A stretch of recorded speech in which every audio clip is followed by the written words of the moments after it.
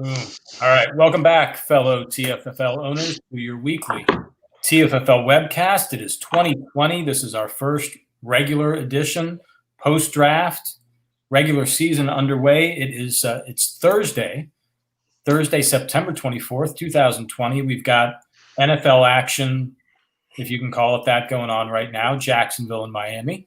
We don't know when exactly we'll do this webcast, which day of the week this year, but we're starting on Thursday. Looking back at week 2, looking ahead to week 3, let me introduce our panel, our commissioner, Rich Berkman. Greetings, everyone. Wizards King and ruler. How are you? I'm well, thank you. Happy Thursday evening, another night of football. Hank, czar and CEO of the K-Wheels, IT director. Good evening, all. I'm glad to see you here. Wasn't very much excitement there. I'm happy to be here. Not a lot of enthusiasm.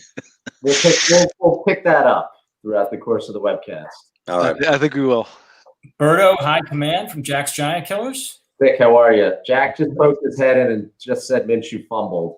Mm. Not good. All right. And our special guest, we got to see a lot of him over draft weekend, Michael Giovenco from the head cheese of the Hormel Hams. Welcome. That's right. Thank you.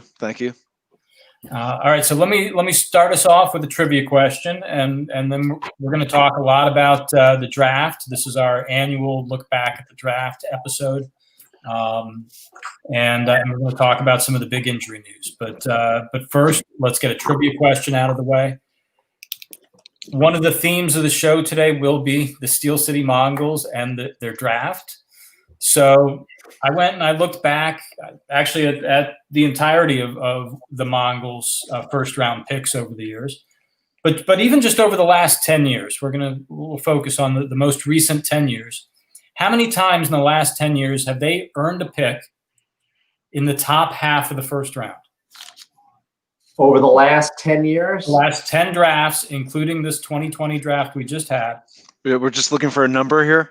Yes, and if you get within one of the correct number, I'll give you 1 point. If you get the exact number, you get 3 points. Over the last 10 years. 10 drafts. So I'm looking for a number from 0 to 10.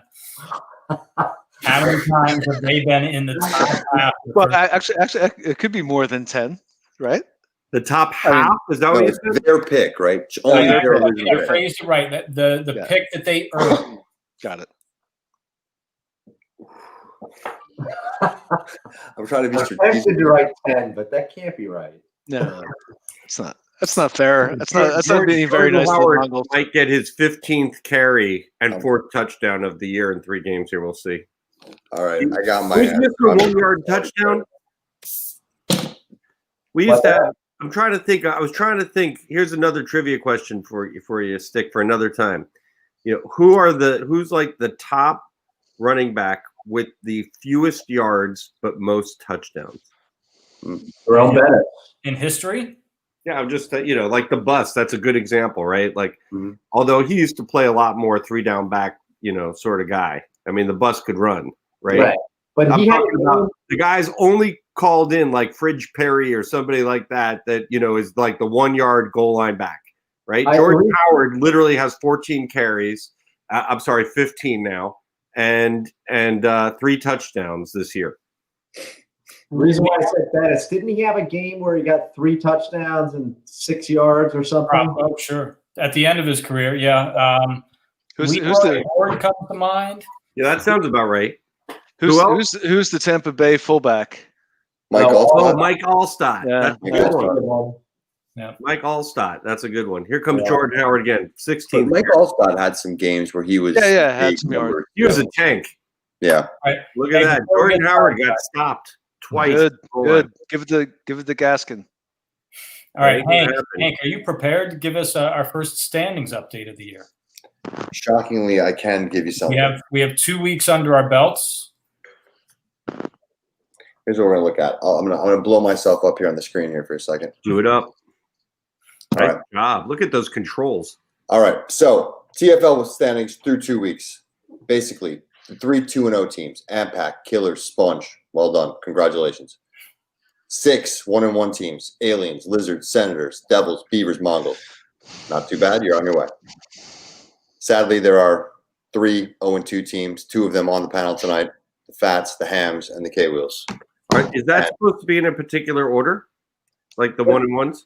The 1-1s are not in any particular Okay. order. They're all 1-1. We're not at a time of the year yet where scores matter. We'll get to that point. At this point in time, there are 6 1-1 teams, 3 2-0 teams, 3 0-2 teams. You don't want to be where the Wheels and the Hams are. You like to be where Birdo is, always. Birdo. I'm gonna lose this week though. You know, in years past, Michael Giovenco has resisted coming on the panel if he's been on a winning streak because he doesn't want it to break up his mojo, because other times he's been on the panel and it has set him on a winning streak. Here we go. So at 0-2, I think he joined us tonight thinking things are going to change. Right on, right on. All right. Yeah, that would be nice. Good luck, Michael. I hope they do. Looking for a little juju. All right. Hey, Richard, Commissioner, Yes. nice job executing a draft under challenging circumstances. That was a great weekend.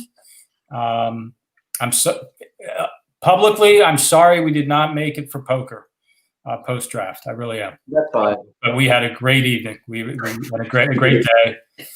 I'm really happy some of us were able to be together in person in pockets. That was pretty awesome. So that was great.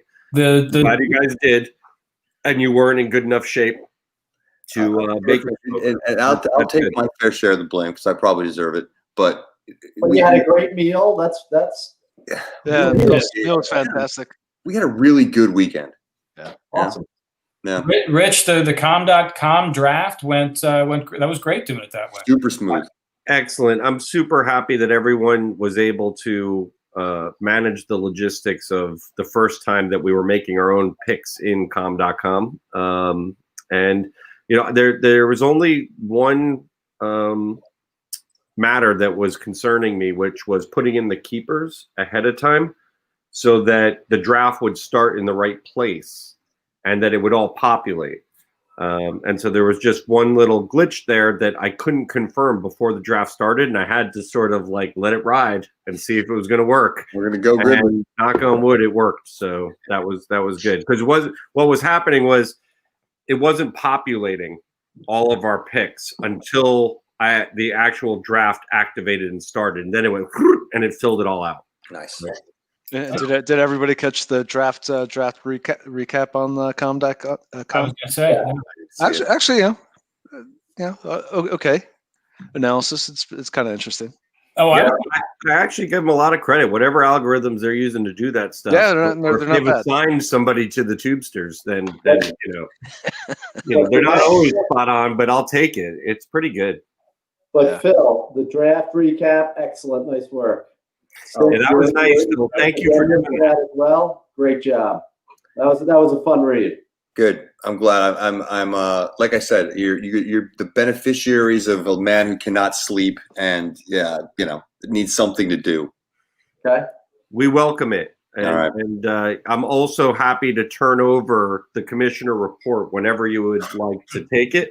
I'm happy to turn that over to anyone. No, not permanently, just on an off week that you want to do it, right? All right. All right. Hey, I was going to point out too, if you haven't figured this out yet, the draft results are on com.com. I've been checking them out often, actually. Under, I think, the league menu tab, pick by pick, round by round. It's all there. It's all there. The draft tracker all filled out for you. From here forward, we will have it historically archived there. Yep. So yeah, Rich, well, really challenging circumstances. We conducted a draft fairly flawlessly, and had a great weekend. So thank you for leading us. Nice. My pleasure. My only wish was that we were all together. Agreed. Other news, notes, reminders for us as commissioner as we get rolling here? The only other news and notes is that I think people are doing really well with the new FA priority pick process, that we're getting used to that and adjusted for Thursdays, and hasn't been too much of a challenge for me. I've figured out the com.com mechanisms that allow me to make all the transactions that need to happen, and everyone's submitted their picks with the right understanding of how to execute it. So that's really good. And I don't think there's much more to report league-wise. Everyone's paid their dues. Everyone's rocking and rolling. We're 3 weeks into the season, and knock on wood, we keep going. Somehow the Boba Fats have outscored me and got 2 free agent picks ahead of me this week. I think they would rather have your record than theirs. I know.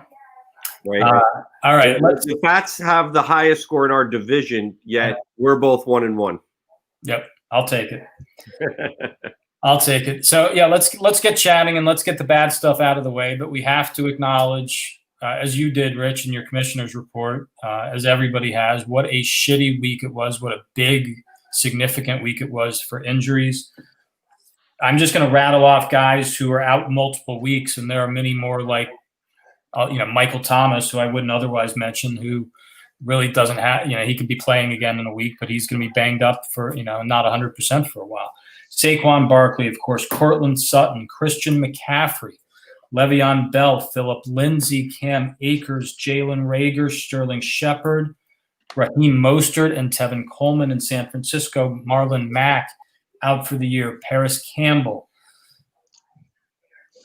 This was cruel. I'm sorry. I've told Hank this. I'll say it again. I'm sorry. That's it. That Barkley alone was shitty, and then Cortland Sutton kind of out of the blue a day later. So I was trying to figure out, is there a question here, or are we just going to lament all this? And I'm glad Michael's on the show. Rob Iannuzzi over the years, I think, has championed us going from 3 running backs to 2 running backs. Michael was bringing this up a lot at draft weekend. Hank, I think, has been one of the biggest opponents of that kind of talk. And I tend to be in his camp that 3 running backs is one of the things that makes the TFFL unique. It's part of our structure for 20-something years now.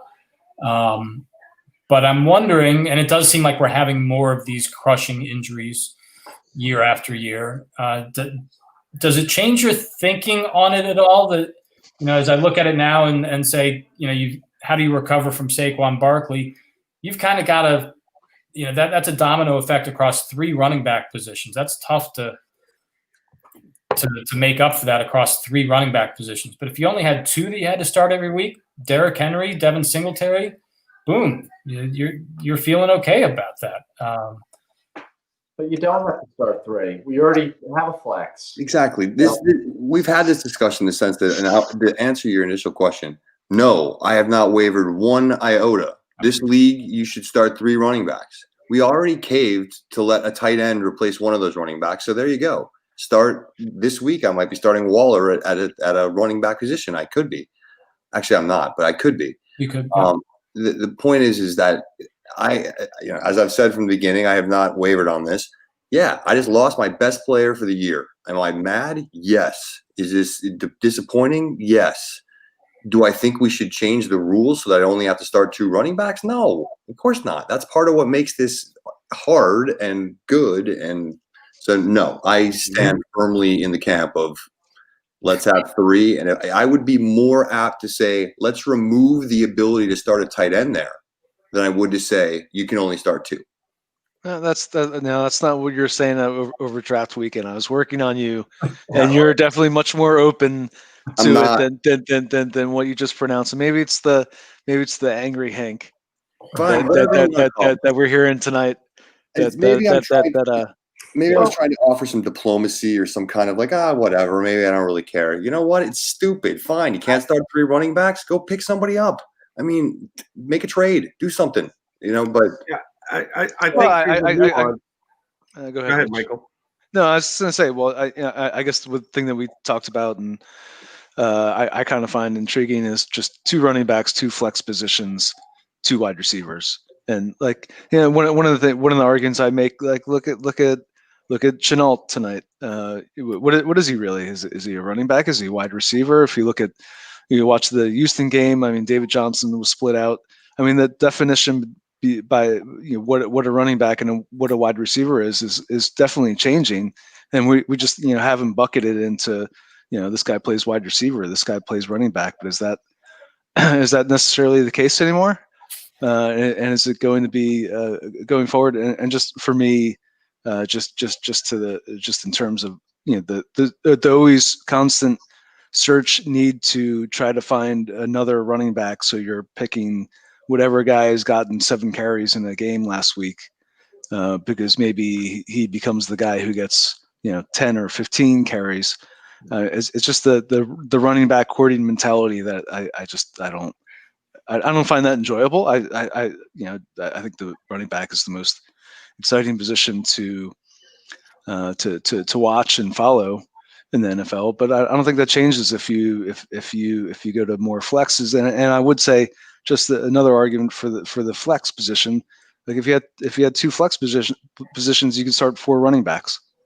So I mean, it gives you the ability that you have 4 great running backs. Awesome, you can start them all. People who are want that kind of running back depth and love the running back position. Great, those 4 running backs that everybody keeps every year. You can start off the season starting for all 4 of them. So I mean, why not? I guess I get to the point of why do we feel that we need to keep this structure where it just really makes it all that much more difficult to start players that we want to start. And like, why not? Like the NFL itself is very flexible in terms of where people play. So why aren't we? I guess I don't understand. Besides the fact that we've always done it and it's unique, and we've always had 3 and it's been this way. So why do we want to change? Well, make life a little bit easier. I don't know. I don't want to be scanning, reading 10 articles of Myles Gaskin to be honest with you. So that to me isn't really that fun, I mean, but you have to do it, right? I mean, you have to try to do it. Who picked up Myles Gaskin, by the way? He's the epitome of that 7 carry guy you're hoping gets 10 carries. Yeah. And you have to. And Berto questioned it, and he's getting a bunch of snaps in this game too. 14, I don't know. 14 don't make no mistake. Gaskin has been the lead back in Miami this year. For the first 3 weeks. Yeah. And maybe he never. He barely made the team, and now he's the guy. Yeah. There you go. See, you found a gem due to the fact that you had to go looking for somebody. You're welcome. That's yeah, but then there's also you spend a pick on free agent pick on Peyton Barber, and then he gets regulated to the bench. He gets one carry. Same with Hines. By the way. Yeah. It happens all the time. Right? I know it does. Why are we wasting our time, all our time, fussing over these guys that are a bunch of schmucks? That's what we do. Basically, like why don't you just make it so it's easier to start the guys that you want to freaking start that are on your roster? Do you have a tight end? Start the tight end. I mean, go ahead. I know. I'll never convince Hank. That's fine. You got 10 other owners. There are other owners, Michael, and you know where I stand. Make valid points. I think you make some very valid points. I get it. And if all this, just like the stupid freaking free agent thing, whatever we screwed up and that we didn't. I don't think we screwed up. I think we made it better. Of course, it makes it better. It makes it all better. Just like we're having 2 flex positions will make it better. So we can start 4 wide receivers and run the run and shoot offense. Should we start 2 quarterbacks too? What offense starts 3 running backs? Give me a break. I mean, that's the most ridiculous. I didn't mean. I mean, we're not an NFL team. We play on paper and pencils. I mean, Jesus. You want an offense? Yeah. Ask Berto. He plays daily fantasy. Anyway, speaking of tight ends, Hank, you did take Darren Waller in the 2nd round, and now your 3 running backs are Derrick Henry, Devin Singletary, Darren Waller, Antonio Gibson. Darren Waller? That sounds like the run and shoot. I got 3 running backs. You got like five wide receivers in there. Waller is barely a tight end. Gibson's barely a running back. Listen, I think it's an intriguing argument. That is the Michael has the running back hoarding piece and a couple other things we've heard, but I have to say this was the most eloquent defense of the flex that Michael has presented. And I'm listening. I could be thinking about that. You got to figure out what is the line between uniqueness and stale, right? So I don't know what that line is. I'm happy with this league because I don't want to talk about other leagues, but you play in leagues with a flex, right? It's fine. It's just different. But I still think that there is something special about the structure of the TFL lineup compared to other leagues that I played in for a while. But I also, I'm Michael was kind of selling me tonight a little bit because I get the fact that at some point things need to change as well. And to Phil's point about the FA thing, I think it's good. I think what we did this year is good. I like it. I'm the dinosaur of the league. I never win. Don't listen to me. I've said this for years. Don't listen to me. Do whatever the fuck you want. I'm gonna end up being able to start 6 flex players. It's gonna be great. And we'll still love you. We'll still love you. Team quarterbacks too. Yeah, at least 2. Team quarterback. I like that, Mike. Quarterback. We discussed that once, didn't we? The team quarterback. When do I get my individual defensive players? Exactly. You never did. Not in this league. But I will. You got to go to Fats' league for that one. I will say something to what Stick just said, though, because the key to success in this league has been to actually start 3 running backs and have a great tight end. If you can get that formula, Antonio Gates, Rob Gronkowski, Jimmy Graham, that wins. And honestly, that's why I love Phil's draft this year. Yes, Saquon got hurt. But, man, when you pick Waller, I was like, oh, that's the piece. That's the piece that the wheels needed. When you picked him, and honestly, I'm looking as that draft was going down, and it's clicking away, and I was like, Waller and Burrow. I may have taken Waller if you didn't take him over Burrow because that's how good I think he is. And I looked at the Wheels lineup this year, and I'm like, fuck, the Wheels having a great tight end was a missing piece for that team to be. Now, granted, yes, there's injuries, but that doesn't mean you can't come back from that. But that was a huge piece. And that was the piece to be able to have Phil start 3 running backs and Waller at wide receiver, which would have been fucking great. And that is a huge key to success in this league. So is avoiding injury. Yes. Of course. But it did all of us at one time or another. Nonetheless, Derrick Henry, Devin Singletary, Darren Waller, Antonio Gibson, Dion Lewis is going to be a guy you can. Oh, he's got plenty of ammunition. He's still better running backs than you, Stick. I've already told him that. No doubt. The Darren Waller pick I thought was a really good pick for this team, and he's going to help overcome both Barkley and Sutton being out. right. I think you still have better running backs than I do. That's for sure. All right. Let's not dwell on the injuries anymore. We got a lot of draft analysis to come here. I scribbled down a bunch of talking points. Let's just go through them and hear your opinions. I think the first real big decision point in the first round was number 4, Dirt Devils. A lot of us had DeAndre Swift pegged there as kind of the top running back coming out of college for opportunity reasons in 2020, maybe was going to slip to number 4, but Nick passed on him and took Cam Akers there instead. And a little bit of good news for the Mongols here in that, Akers has gotten banged up and Darrell Henderson showing signs of life, maybe taking over that job. Back to my original question here, is Nick really going to regret passing on DeAndre Swift there? He might. I like DeAndre Swift better than Cam Akers for sure. But who knows? I can see how Nick justifies that pick. That's fine. But yeah, I think DeAndre Swift is maybe a little bit more of an exciting player, and we'll see. We'll see. I think he'd probably get a quicker opportunity in Detroit.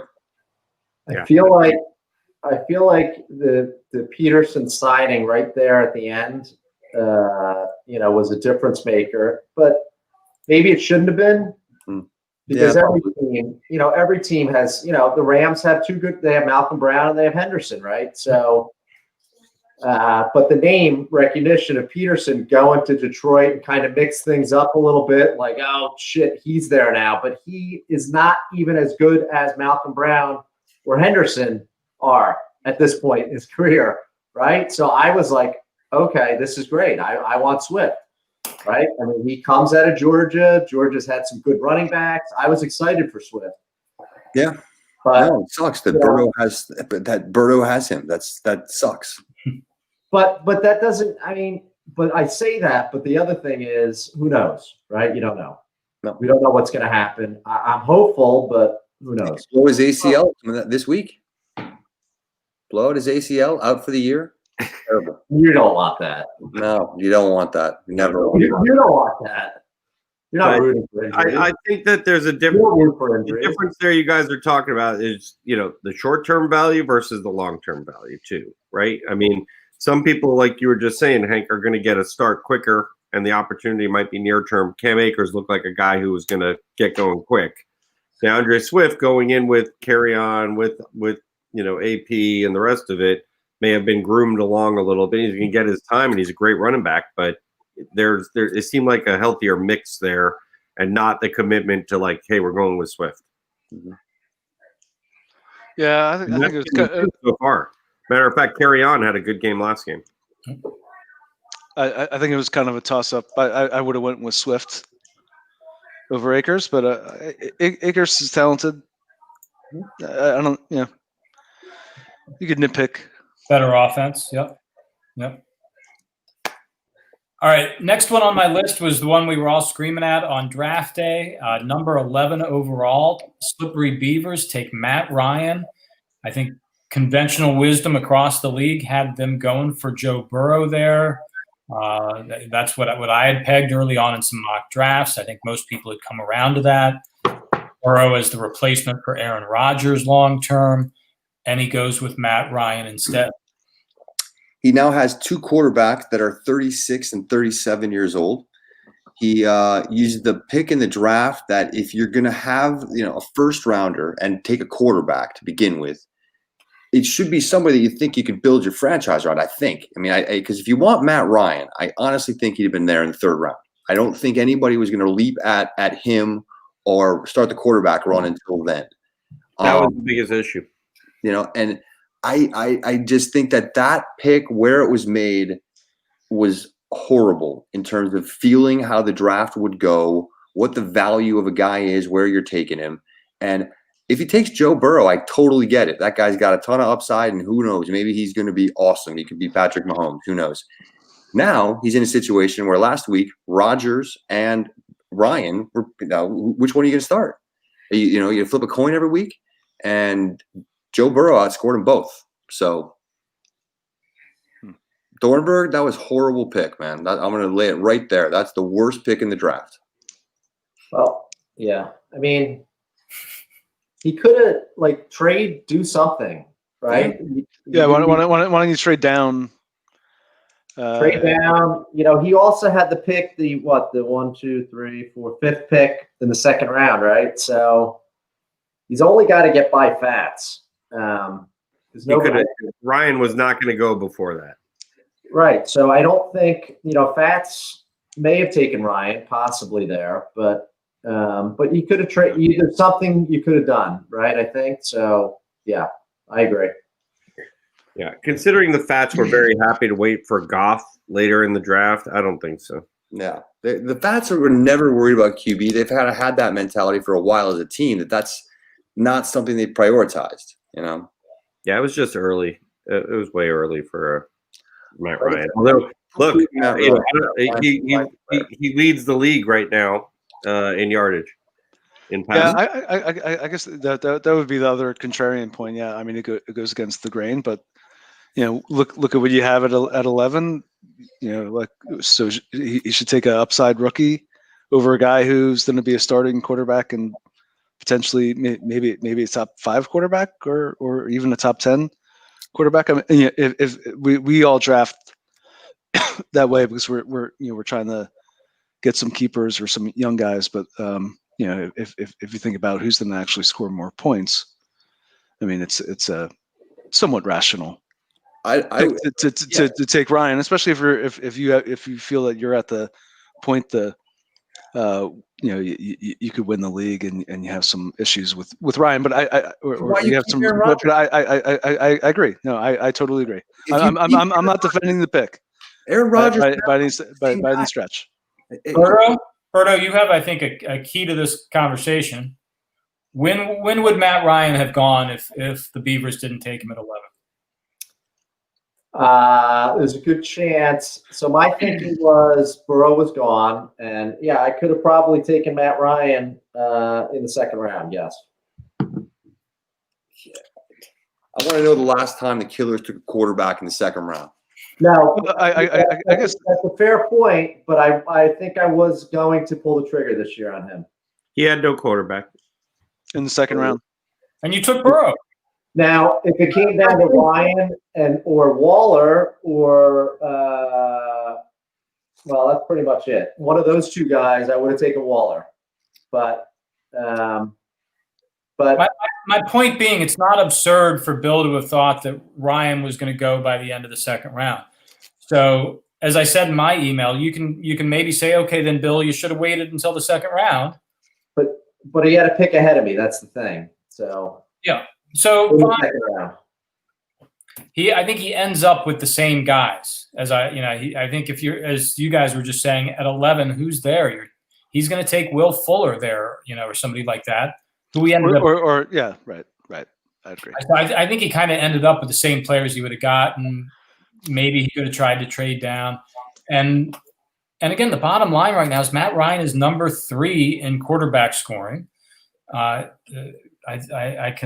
He's number 2, Rich, in passing yards behind your man, Josh Allen. Yeah, I'm sorry. That's right. It's like by 5 yards. Yeah. Difference. So, it's not – and you look at no offense to Michael, I think he made the right pick, but A.J. Dillon at number 10, is a guy who's not even seeing the field right now.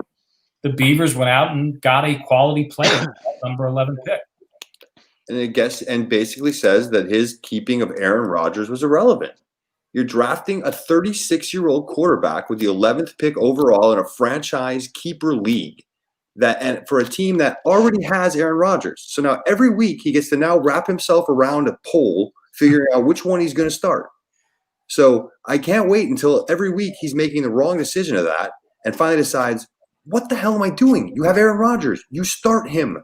You get a guy you can back him up with in the 3rd or 5th or 8th round. And what are you doing? Bill needs things to wrap himself around a pole over.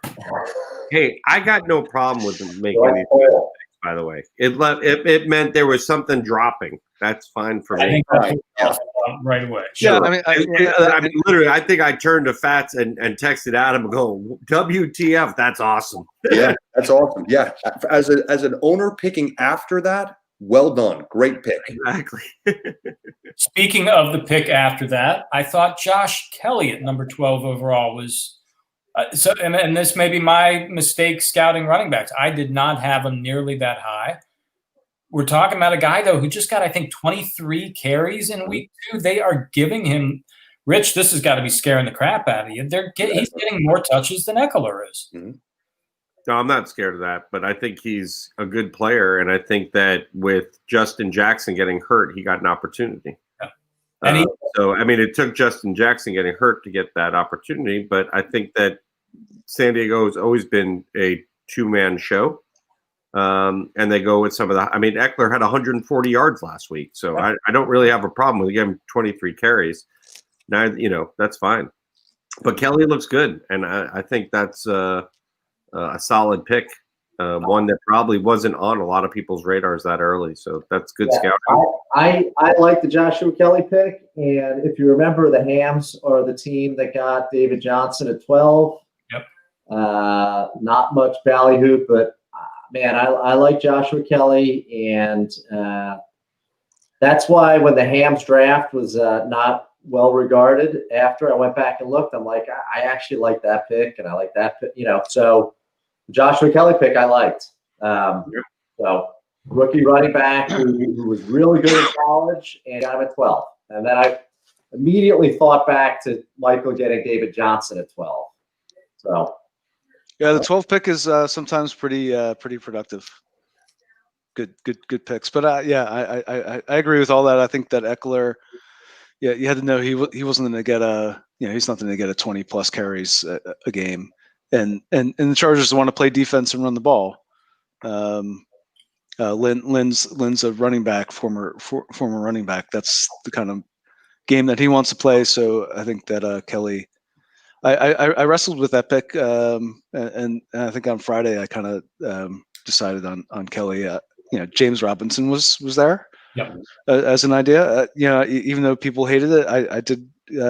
James Robinson literally scored as you said that. Yeah, is that right? Yeah.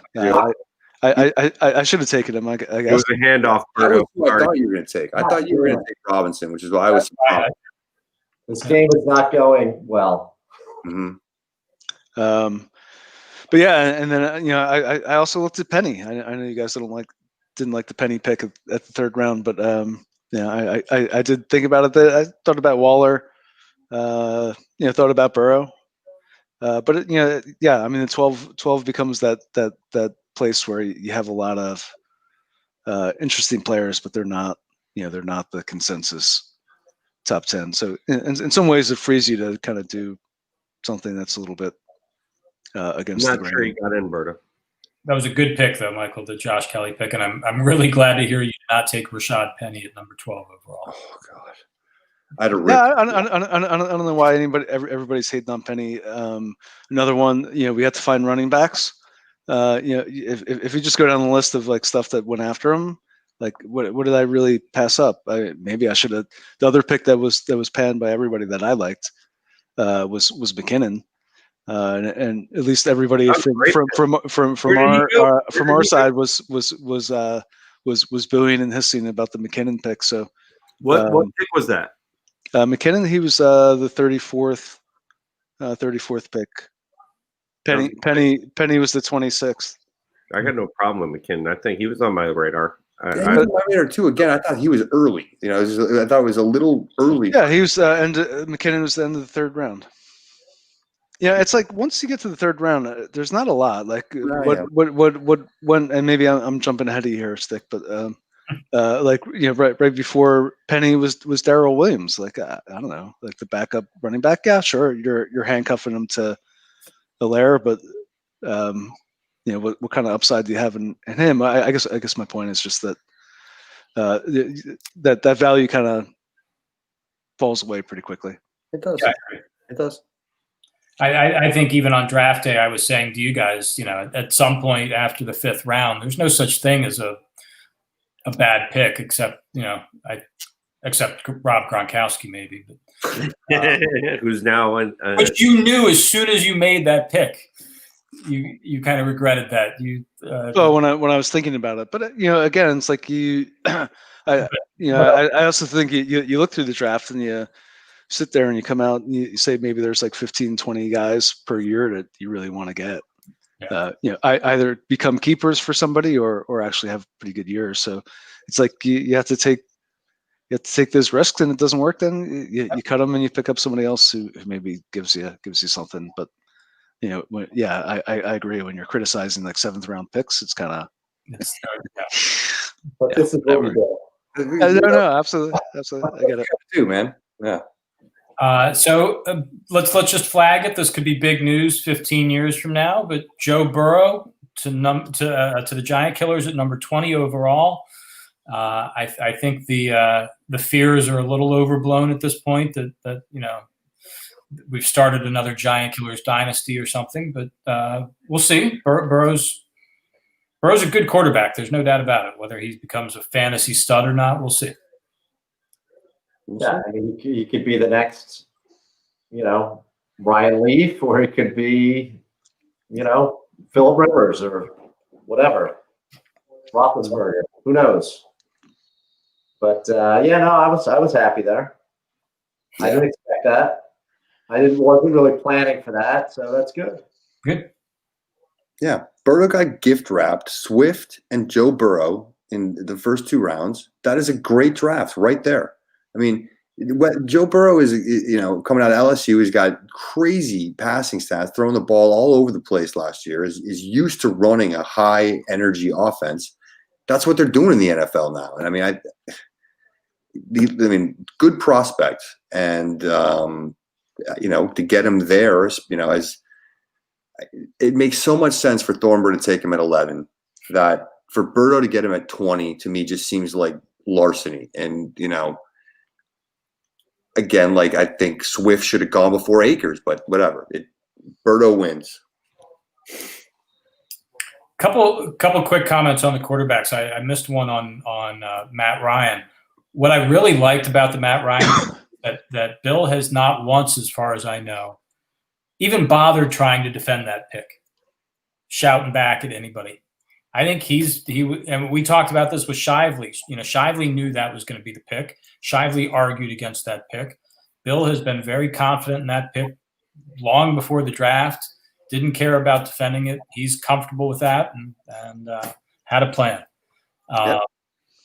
Bill is stubborn, so yes, right. So yes.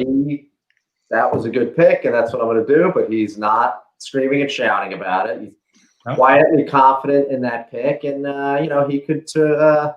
Matt Ryan could be playing in the Pac Bowl for him, so maybe it will be brilliant. Who knows? As long as he doesn't start Rodgers instead, and they have he got each one of them the wrong week, And on Joe Burrow, I think what was appealing about him, Burrow, is that in year one, you're going to get to assess him. He's throwing to AJ Green. He's throwing to Tyler Boyd.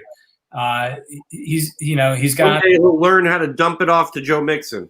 You're going to get to see right away whether he's good quarterback. No, I mean that's what I'm happy about, that he's playing, right? Because it's extremely difficult to keep one of these guys after they've started 5 games or whatever, or even 8 games. So right from the get-go, he's playing.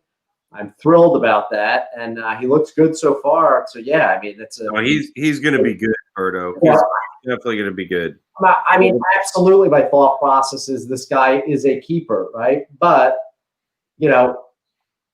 if he started from week 9 or week 10 forward, then you got to be like, is he a keeper? You know what I mean? Like that, the doubt creeps in. But he's going from week 1, and he looks pretty good. And yes, I'm enthused. So I like him to be good enough to. I mean, I'm starting Minshew this week, and I'm getting nothing tonight. It looks like Parker might outscore Minshew. To Phil's point, I made a fucking audible, and Minshew I decided early in the week, and then I put Chenault in as well, and it's backfiring on me. But I would like Burrow to get to a good enough place where I can say this is the guy, and I never have to think about this. That's really what you want to get to, and that's exactly what Phil was talking about. And I'm clearly not there with my quarterback mix. Yeah, well, I happen to think that he is good enough. Meaning, you look back at Baker Mayfield sort of situation and all the hype and the rest of it. He is a good quarterback, nonetheless. But he's a guy who I thought was going to be a keeper for a long time. Just didn't turn out that way, and I didn't think it was worth waiting around. He could have a great year this year, and I think he's Hank's backup, and that's awesome. But I wasn't willing to wait around anymore to see him blossom, right? And it was very clear. Even though I took Dak in like the 6th round last year, whatever it was, he vaulted up, and it became a very obvious choice. Mm-hmm. I think Burrow. I watch a lot of football, and once he figures out that he has a little safety valve over there mixing, he's going to be all good. But I watch it now, and he does get flustered big time right as the pocket's collapsing on him, and he doesn't know where to go with the ball. And multiple times he has wide open people that would be there if he knew what he was doing. But he'll get there. 2 games, no preseason. That's what I mean. He looks great, and I think he's going to be a really good quarterback. He'll get it. Yeah. Hey, Rich, real quick, what are you drinking tonight? So the bourbon of the evening for the commish is the Smoky Quartz Distillery. Nice. Yeah, it's very, very good. It's a small batch. It comes in a small bottle. You can't really, find that everywhere. But it's made. It's distilled from corn mash, 45%, 90 proof. Really good, and it supports the veterans. It's veteran owned and operated. Well done. So, Rich, while you're drinking, explain to us this had to be a strategy, by the way, and explain it to us. All the pass catching back. Pass catching running backs: James White, Tariq Cohen, Duke Johnson, Giovanni Bernard, and then you go and add Naheem Hines in free agents. I mean, isn't that great? He's all the same guy. Yeah, it's a pass catching league that we're in, and to Michael's point earlier, are these guys running backs, receivers? What are they doing? Which way do they play?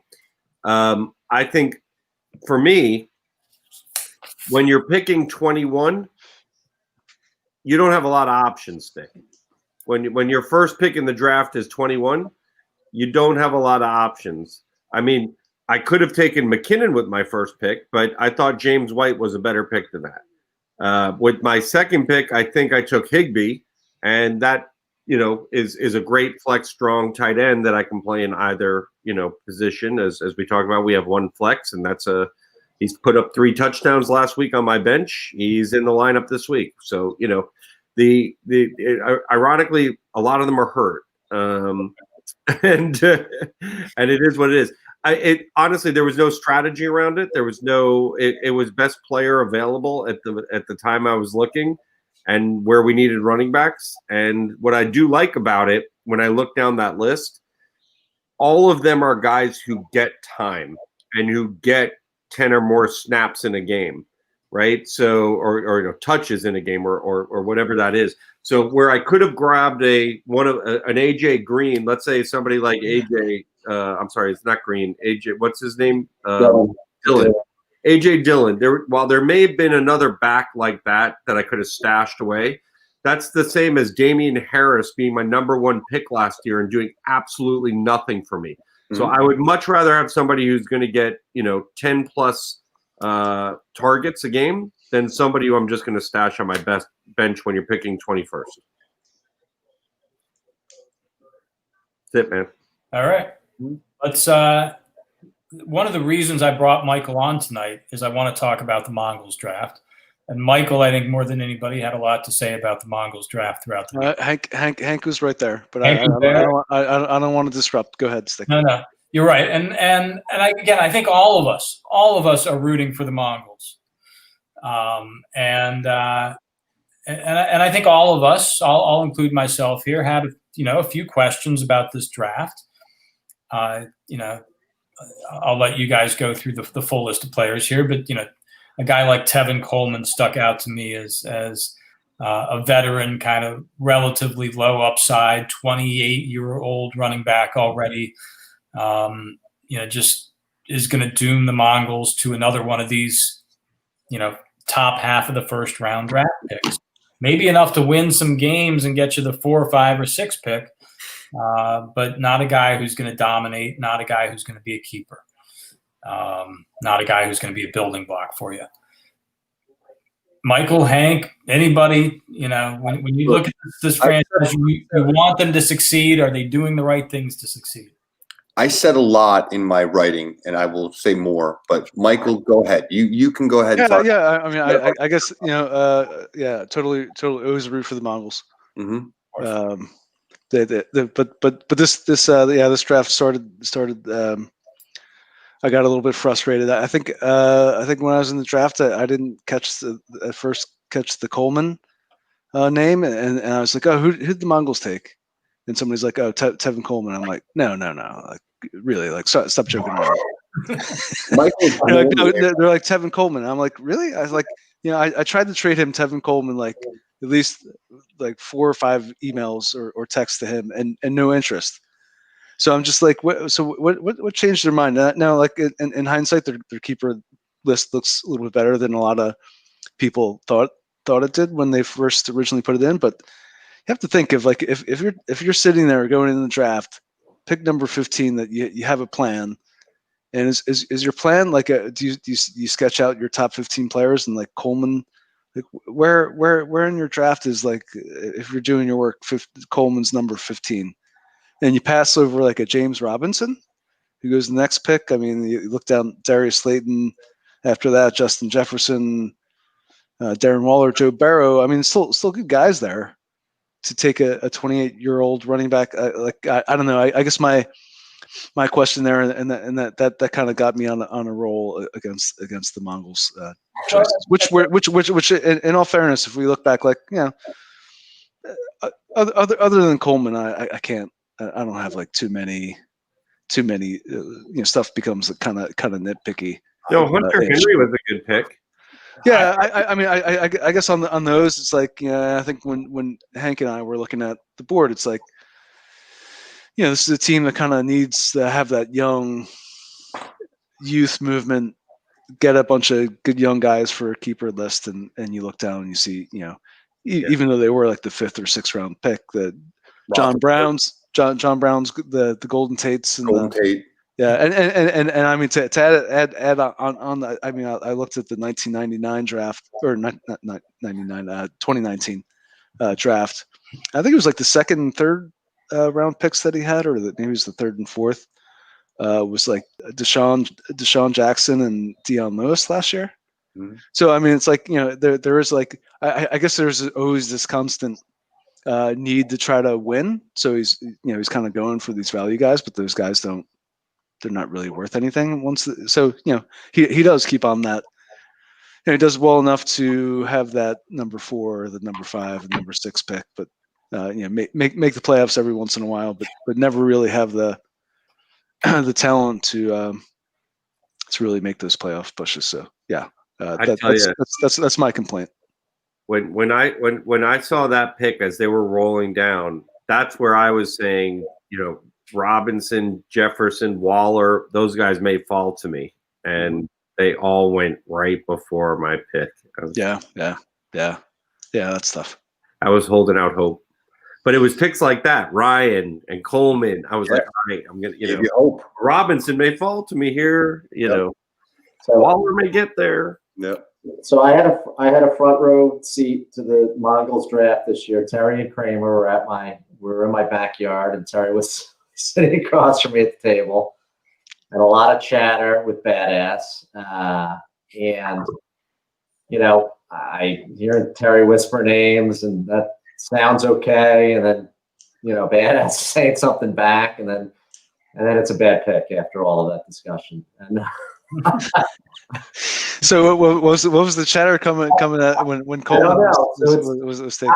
I will say this: Chief and I would occasionally, and again, I don't know if this is the same circumstances, because I was hearing it, but I was kind of needling Terry a little bit about it during the draft. But Chief and I would run into this occasionally as well, where we would be maybe going in different directions. And maybe that's a little bit of what's happening. I don't know, but it was amusing, the phone call with Badass, with Terry sitting there, like a couple names coming out, and then it's somebody else.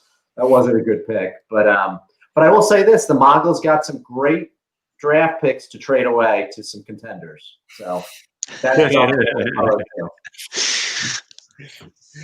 awesome. I wanted to point out, as I was looking, 5 of the 12 picks are injured from that round. From the 2nd round, including Tevin Coleman.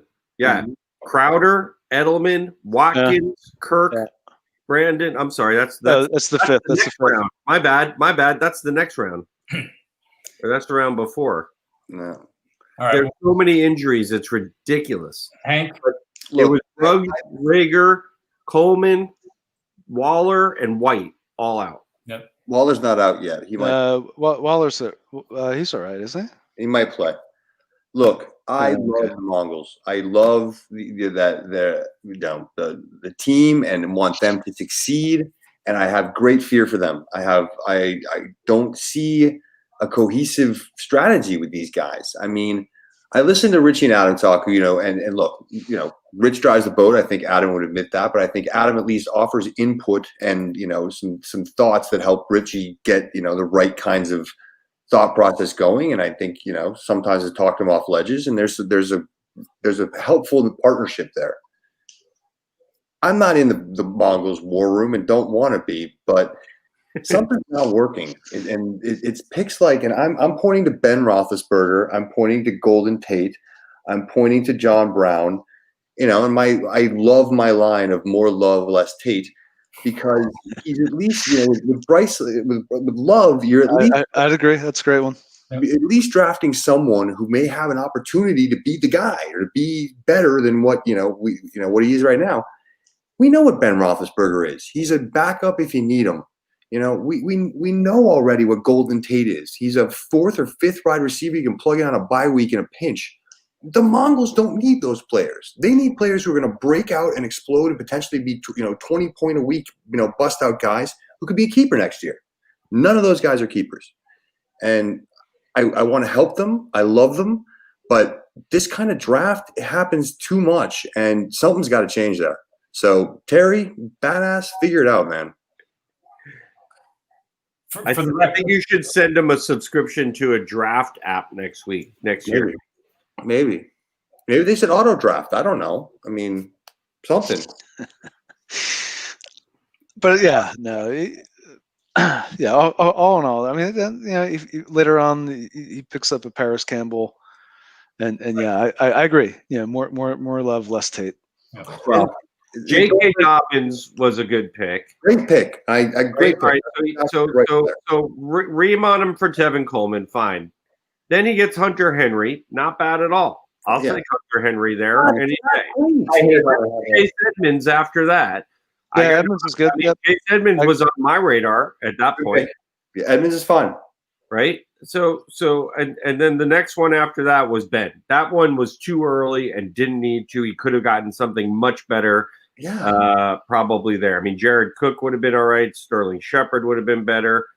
Smokey, you said Smokey Brown. I don't have necessarily a big problem, but there were some other good people there. But now we're starting to get thin, and people have already taken kickers, right? So, at that stage, anything goes. Who's Smokey Brown? Is that John Brown? Yeah.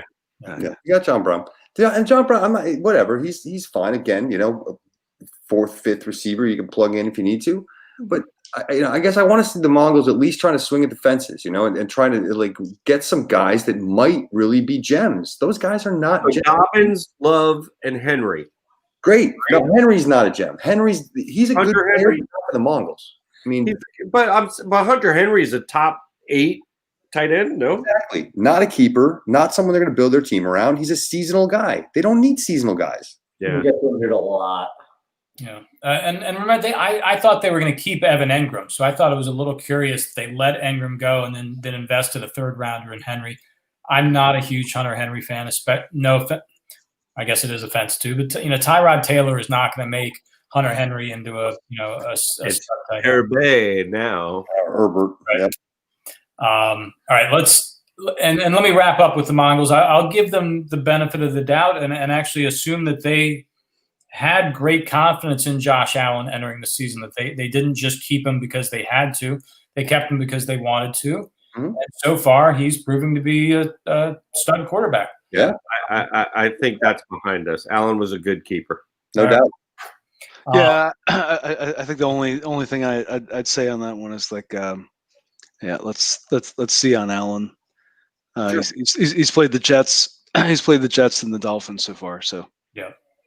But definitely encouraging so far. So that's great. Speaking of the Jets, Michael, and again, another reason you're on the show. A couple times in the draft for the Jets. That's the reason I'm on the show.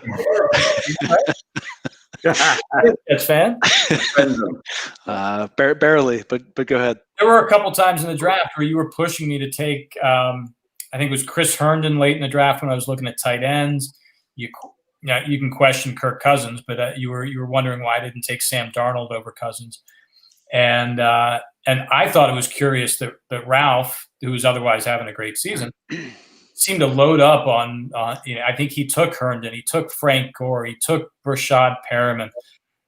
I want nothing to do with that Jets offense, and I found it curious. Ralph was seemingly loading up on second-tier Jets offensive players. But that's you want my opinion on Ralph's Jet strategy or the Jets in general? Both.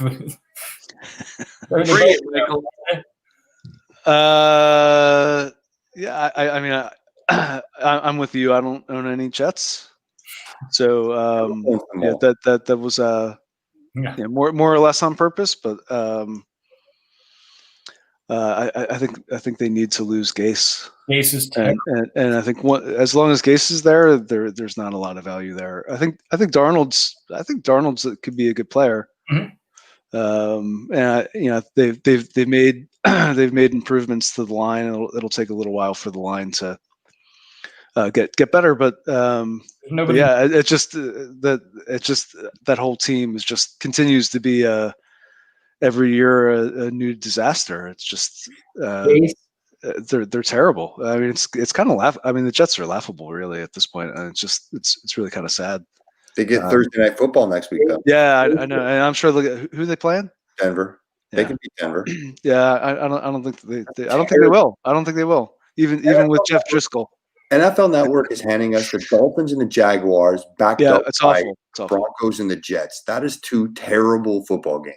Although this game was actually somewhat enjoyable. I mean, at least the offenses are decent. Yeah, I mean, next week is probably going to be pretty. We're in the middle of a pandemic. We're going to take these games. I know. Give me something a bit better. Yeah. But yeah, I think Ralph's draft was loaded with, and I think it's a strategy when you have really good keepers is that you just go with value, and that Gore at like what 11th round pick. I mean, not that much of a stretch. Perriman I think was pretty late, and same with Herndon. So if you have any kind of Minshew touchdown. Just threw an interception. Minshew's got 4 points. 3 now. 3. Oh well, Berto. Better luck next week, I guess. Berto, this is the 1 week I'm not totally cheering against you. I'm not. Oh, thanks, Bill. I appreciate that. Yeah, I mean, I might even be 51% for you. I went for greatness tonight, and it backfired. I went for eye ceiling, and it didn't happen. You got to score points to beat Ralph, no doubt. You got playing quarterback. Yeah, and I was actually going to call that the game of the week until like halfway through this, right? It's still the game of the week. You're 2-0 and 2-0. Those are that was it. You could change your mind. I think I'm going to have to go now. The game of the week is Michael and Hank at 0-2 and 0-2. Jesus.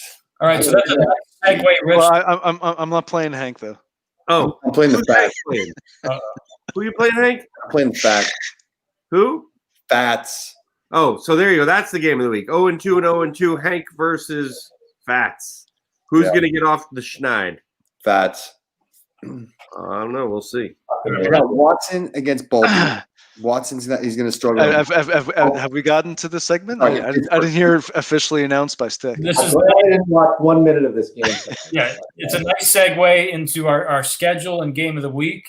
We're over an hour, so let's just jump into the game of the week. I think you're right. Two good teams that if they lose this week, they're in trouble at 0-3. I'm in trouble already. But yeah, you've got a good team still, though. Yeah, no, everyone's got a good team still early, right? But I think we got the Aliens Lizards. I think that'll be a nice division rival game. And then we got the Senators Hams. You got the Devils Sponge, where the Devils have already jumped out to a 19-0 lead with Mr. Robinson getting 2 touchdowns and some good yardage to Minshaw's dismay. The Boba Fats are taking on the wheels with the game of the week, 0-2, 0-2, somebody off the schneid. Ampac at Killers, 2-0 versus 2-0. Tough start for the Killers with Minshew probably losing, or maybe lost and gained a point in the same thing at 4. And then the Beavers Mongols game, and the Beavers have jumped out to a 6-0 lead. So there you go. Those are our games to look forward to this weekend. Should be a lot of fun. Hank, you do have a good team, but you've got Deshaun Watson playing Pittsburgh. Pittsburgh, not Baltimore. Pittsburgh. And you've got Derrick Henry playing your Minnesota Vikings. Yep. Yeah, the beauty is the com.com rates it at 50-50 right now. They have dead even scores. So Ought to be a barn burner. Barn burner. Huge. It says if I put in Baker Mayfield, though, I'm favored. Yeah, I think Phil will be rooting for the Bills this weekend. Yep. For sure. I definitely am rooting for the Bills this weekend. For sure, yeah. And the Hams with a must-win game against the Senators. Indeed. Yeah. 0-2 versus 1-1. The Senators are favored by quite a bit. Yep. The Hams did get some pickups. They put Gaskin on the bench. He's got 4 points tonight. But going with the 2 RB strategy and the tight end. Run and shoot. Run and shoot, baby. Run and shoot. He's got a couple of new guys on the roster. Yeah, we might have a Mo Alley Cox in for Hawkins. Mo Alley Cox. How many people have him on their radar? Yeah. None. It's a former basketball player. I love it. And let me former basketball player. Kind of could remind you a little bit of Antonio Gates, right? Playing with Philip Rivers. Yeah.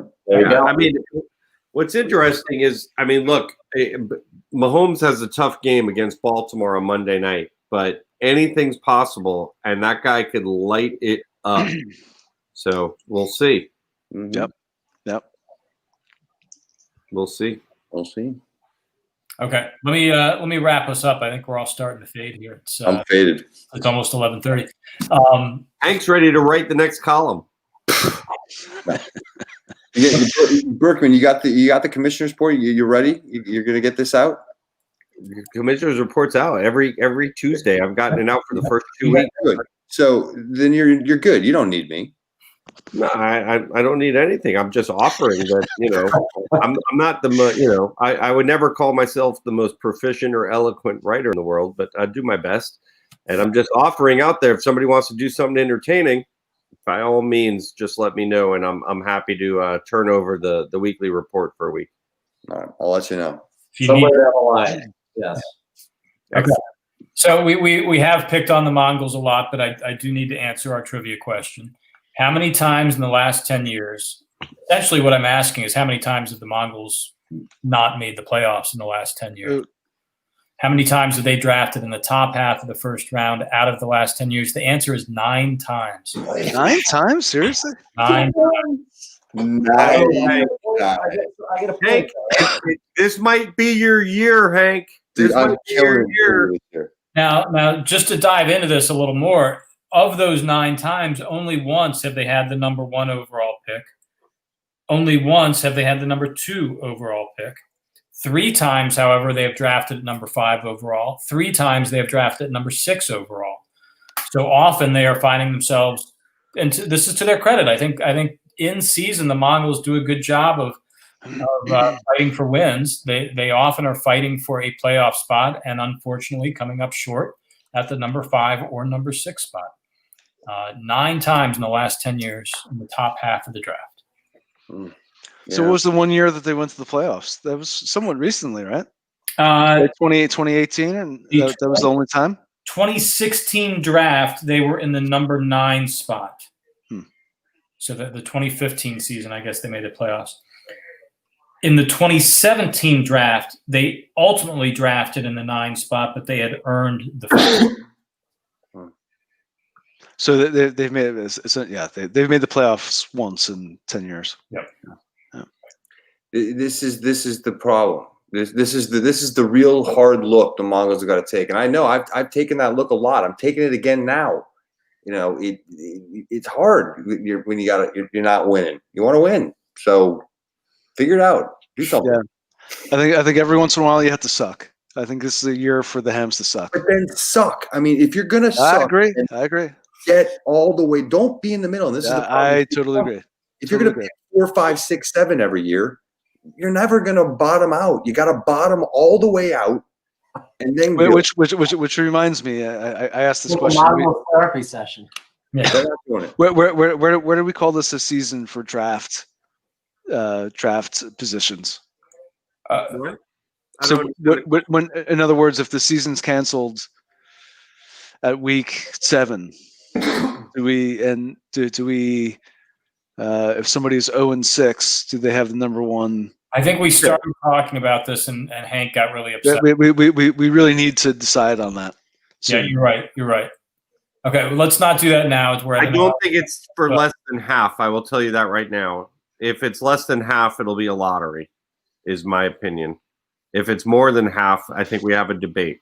Well, why don't we put like a poll on the site or get an email around to? I did send a communication. Do some kind of vote on what it is. Yeah, I'll have to go back and look. We did have an email discussion on this at some point, so let's resurrect that, and then we can work out a plan. Yeah. All right. So hey, we will be back here every week going forward, as we have been for 6 years now, maybe. We don't know what night it will be yet. Maybe Wednesday night, maybe Thursday nights, but we'll be back next week covering week 3 action taking place this weekend. Looking ahead to week 4. In the meantime, good luck to everybody. Let's hope we have far fewer season-wrecking injuries this weekend for all of us. Hank and Michael, let's get your first win on the board this weekend. Or not. Or not. Don't want to be like the Mongols, you know. Hey, like I said, if you're gonna suck, you better suck, right? It's only 2 weeks in. There's a lot of time to be on. Going in often. 2 early tanking. All right. Enjoy the game. All right. Good luck to everybody. Thanks for having me. Michael, thank you for joining us. Take care, and I will see you next week. All right. All right. Cheers.